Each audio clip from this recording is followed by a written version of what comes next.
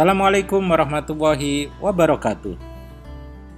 Baik, melanjutkan materi 1. Kali ini kita masuk materi 2 tentang perlunya membangun sistem. Tidak perlu saya jelaskan lagi kan, kenapa kita perlu membangun sistem. Atau perlu? Oke, ya. Saya jelaskan ulang. Jadi di materi 1 kita sudah melihat bahwa sebuah pertumbuhan bisnis membawa juga pertumbuhan masalah, kompleksitas urusan. Nah, bagaimana caranya supaya kita menikmati keuntungan, benefit, profitabilitas yang baik dari bisnis kita? Oke, maka kita harus membangun sistem. Nah, apa itu sistem? Sistem itu ada beberapa definisi. Tapi kira-kira dalam definisi yang lebih pragmatis dan lebih praktis saya ceritakan seperti ini. Ya, sistem itu kumpulan prosedur. Jadi kita harus membangun satu pola perilaku.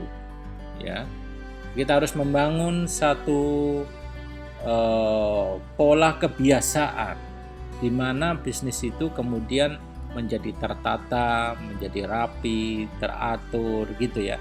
Nah, itu kita kumpulkan, itu disebut kumpulan prosedur. Sistem juga merupakan kumpulan aktivitas, ya. Kumpulan aktivitas, maksudnya gimana? Jadi ketika kita ada aktivitas menjual, nah di sana kan ada yang jaga di depan, yang menerima pelanggan, yang mengatur datangnya, yang mempersilahkan, yang membawa menu, kalau di restoran. Kalau perusahaan jasa, konsultan misalnya, ada yang menyiapkan proposal, ada yang kemudian menerima atau bernegosiasi. Nah, kumpulan aktivitas sistem itu. Kalau aktivitasnya seenaknya sendiri, tidak diatur, ya, maka dia tidak sistem. Maka sistem juga disebut kumpulan perilaku yang diatur. Jadi, kumpulan prosedur, kumpulan aktivitas, kumpulan perilaku yang diatur sehingga proses bisnis itu berjalan baik sesuai skenario yang diharapkan, maka itulah sistem. Ya, itulah sistem. Coba lihat misalnya kita punya perusahaan.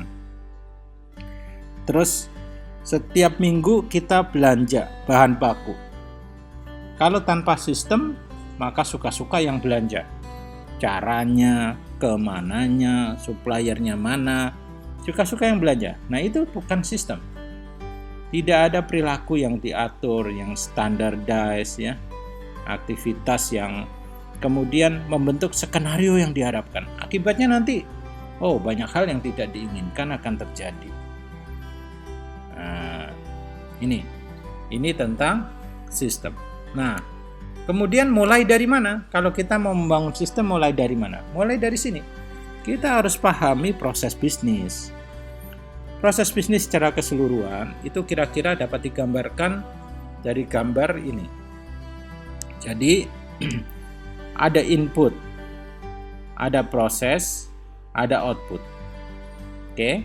Input itu bisa tenaga kerja, modal, material, energi, informasi, dan banyak hal.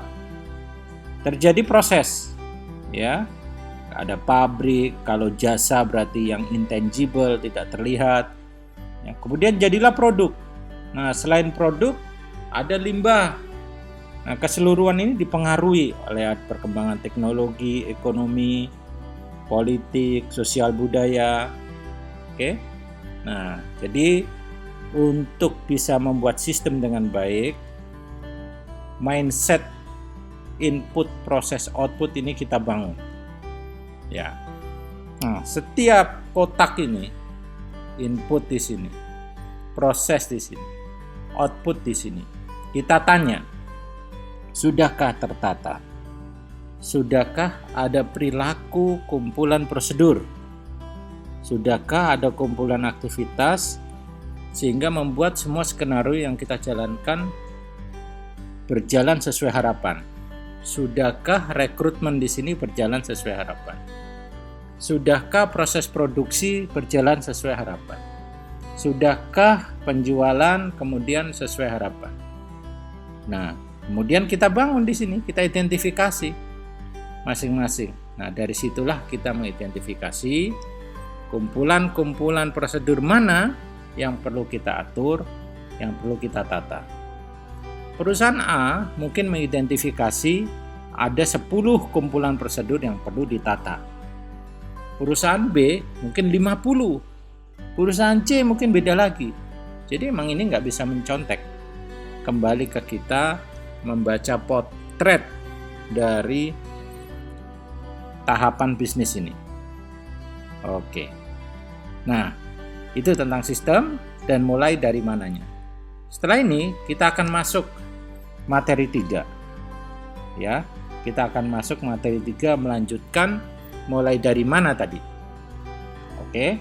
Silakan diulang kembali jika ada yang belum jelas, dicatat ya. Semoga sampai materi 2 ini menjadi manfaat untuk kita semua.